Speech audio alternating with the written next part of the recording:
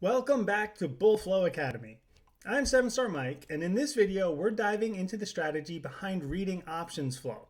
Now, if you haven't watched part 1 yet, go check that out first so you know what unusual options flow is and how to read the scanner. For part 2, I'm going to show you the key criteria I look for when spotting high probability trades and how you can spot those signals on Bullflow. When I'm scanning flow, I'm not chasing every big trade. I'm looking for a high probability flow that checks multiple boxes from this checklist. Now, the more boxes that the trade checks, the higher the conviction. So let's take a look at this checklist and see what this flow looks like. So we start with aggressive buying. If you look right here, this very first line is $300,000. Then it's followed up with 67, 65, and then some smaller ones. But this trade right here, that's pretty aggressive.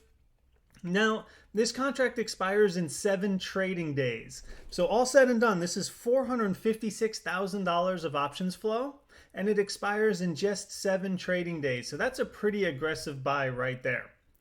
Now, I look for a specific contract, and what I want to see is that they're repeatedly buying the same contract.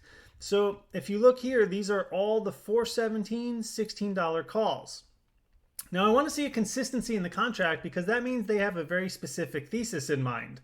Sometimes we'll see expirations all over the place or strike prices all over the place, and that might be great for sentiment, but what I really want to see is a consistency in the contract they're going after. And everything here you can see is all the 417, $16 calls, so I like that. Next, I want to see the contract price increasing. And if you look here, they started buying these at 60 cents. It went to 67, 71, 80, and then 88. So as they're buying these contracts, they're driving the price up.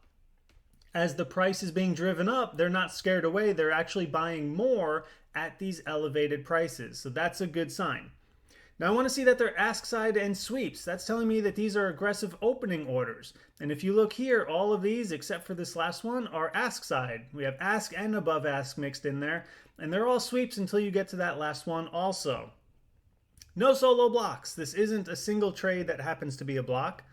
Significant dollar amount. Now again, this is $456,000 for something that expires in just 7 trading days. So that's a pretty good dollar amount committed. And I want to see the contract volume exceeding the OI. And if you look over here, this is telling me that. So the OI on this contract was 3,113. And this was a single trade for 5,000 contracts. That is a great look. So all said and done, this has everything I'm looking for on the checklist, and these contracts went up over 100%.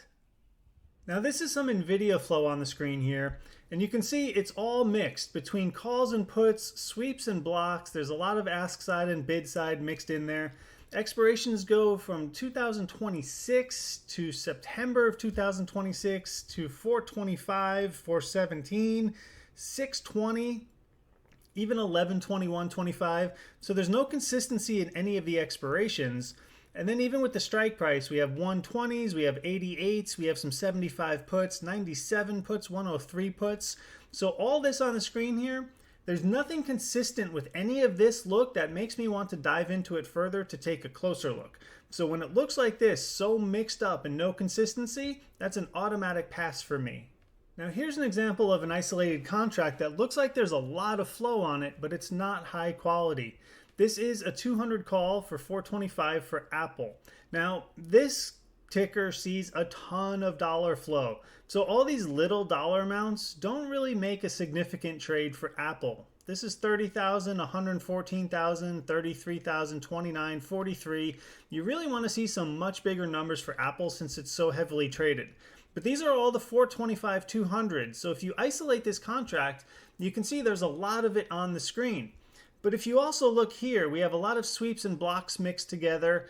Now that wouldn't be the end of the world if there was consistency there, but we have a lot of ask side sweeps and then a lot of bid side sweeps. So you can see even between the sweeps, there's a lot of bids and then asks as well. There's just no consistency in what's going on here.